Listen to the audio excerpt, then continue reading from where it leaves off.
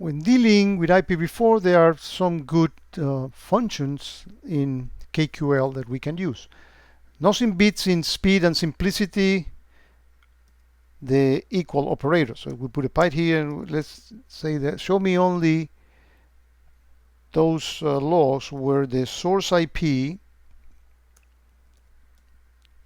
is equal to, let's say that I'm looking for the 10.10.10.23 IP address. And notice that you need to surround the IP addresses by double quote. Is the safest thing. There are some times in which you can do single quotes, and and I'll go through all the different specific function, but definitely surround them by double quotes. And if I were to run this, and let me actually limit this to, or take only the first 10, put another pipe, and run it, we're going to see that all these events, we're not projecting anything, but so we get all those 12 properties, but we see that all this is that IP address. Okay, but what if we want to validate whether a source IP belongs to a particular segment of the network? Let's say that what we want to do is that we're going to take all the source IPs in here that belong to the 10.10.10/24. So say that we're using a 256.256.256 mask. Well, let's actually do that. And for that, we're going to use a function called ipv4 compare. And that works by specifying the variable. This can be either an IP address that you want to compare, but in here we are taking it from the actual log. So we put the property or the attribute name, and then we're comparing to the CDAR range of the whole 10.10.10 network. Now, the problem if we try to use it like this is that we're going to get an error, because the way that ipv4 compare works is it returns 0 when that comparison is true. So what we need to do is well, when this is 0, and we need to surround this with some parentheses for clarity, right? I could have surrounded this with parentheses, but actually we don't need those. And what we're going to be doing is let's only project the source IP. Let me go here, actually there, and project the source IP. Let's run it. And as you can see, we are getting all the IP addresses that belong to the 10.10.10 network. Let's look at the next operator. So the hasAny IPv4 works in a similar way as the previous function.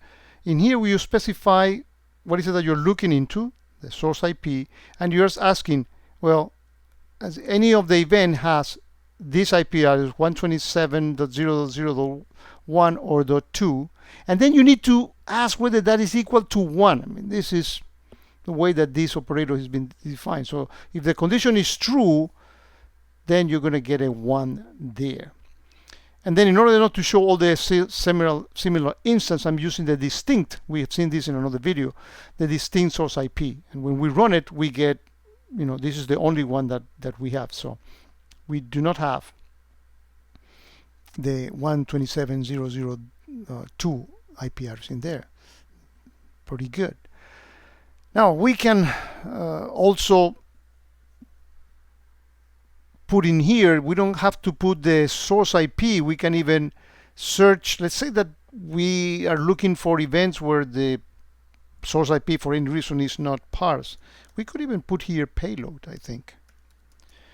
So go ahead and inspect all the different payload and find that instance. Let me actually take the distinct out to see how many entries. If we get a lot of those, this should work the same.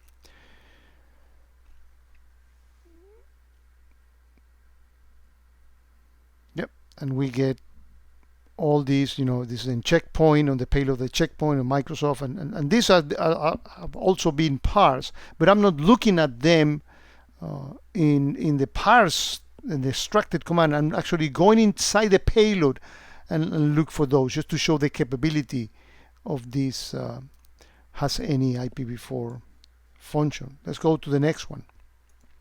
And by the way, before I do the next one, I don't know if you noticed that before I use a single quote, they work the same. But again, stick to one standard, and I will go for the double quote in order to minimize syntax errors.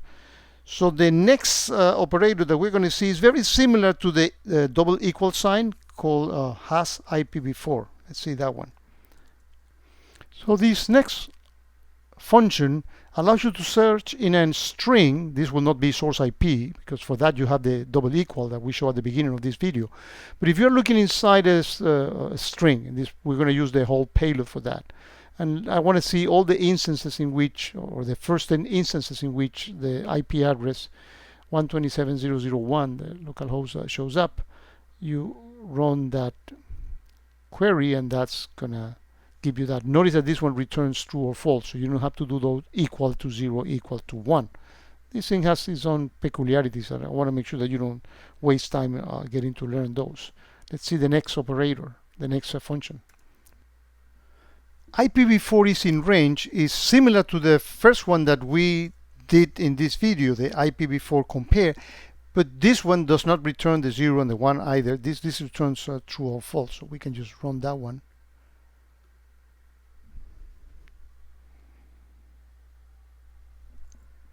And we get the results.